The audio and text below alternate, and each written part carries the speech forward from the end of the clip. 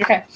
All right. So I'm going to talk to you about the lesson that. And we're friends in real life. Like, it's okay. I'm going to talk to you about the lesson that I watched, and I thought it was a really good lesson. Strengths were that you had a warm up assignment on the board for when the kids came in. You had them using technology, and most of your kids were actively involved. What I saw that concerned me were that your texts weren't written on the board, so the kids didn't know what you were working on in class. And some of your kids were off task. I specifically saw one of the kids in the back sneaking food out of a bag and eating it when you weren't looking. And then he got shocked when I saw him doing it. I think that you have a very high level of abstraction, a very high level of motivation. You are always prepared in your lessons. You do a lot of work to make sure that your students are successful, and that takes a lot of knowledge and a lot of skill and a lot of motivation to do that and commitment for your kids. So, what? How do you think that the lesson went? I think overall it was generally effective.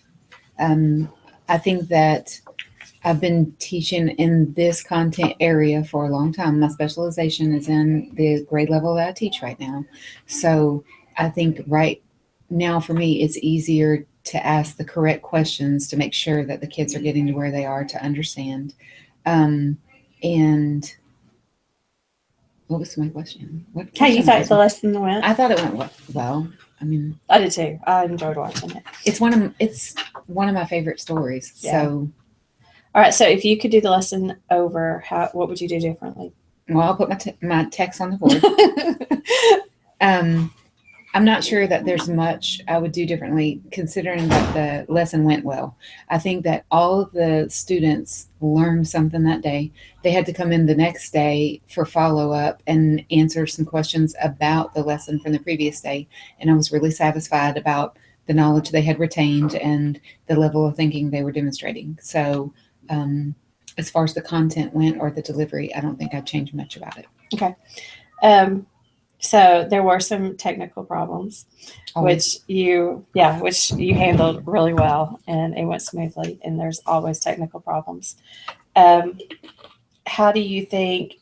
How would you communicate to the students what they're supposed to be doing? What student expectations they're meeting? Like during that lesson? Right before the lesson. I don't understand. Like, how would you address the text and the student expectations that you're teaching? How would you communicate that to the students? I guess with just an objective.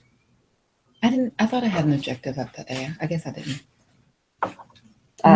Most of the time I do have an objective. Most of the time you do. That day you had I the didn't. warm up. I mean, that's really the only thing that, it didn't say what the expectations were or anything.